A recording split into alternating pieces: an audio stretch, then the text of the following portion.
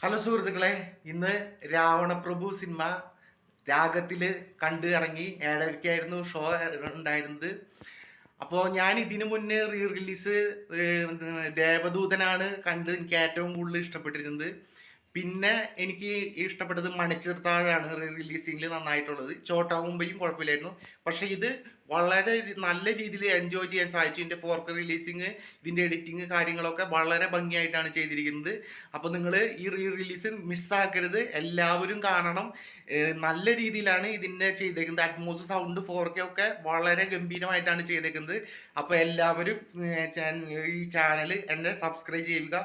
പുതിയ വീഡിയോകൾ ഞാൻ ഇതിൽ ഇടുന്നതായിരിക്കും. അപ്പോൾ രാവണപ്രഭു സൂപ്പറായിട്ടാണ്, നിങ്ങൾ എല്ലാവരും കാണുക. നല്ല രീതിയിലാണ് അറ്റ്മോസ് ക്വാളിറ്റിയും സൗണ്ടും പിക്ചറും എല്ലാം ശരിയാക്കുന്നത്. പാട്ടുകളൊക്കെ അതിഗംഭീരം തന്നെ. ആ പഴയ ഞാൻ രാവണപ്രഭു പണ്ട് തിയേറ്ററിലാണ് കണ്ടേക്കുന്നത്. ഇപ്പോഴും തിയേറ്ററിൽ തന്നെ കാണാൻ പറ്റി. പക്ഷെ അന്നത്തെ ഇതൊന്നല്ല, ഇന്ന് ഗംഭീരമാണ്. പൊളിച്ചു മക്കളെ, പൊളിച്ചു.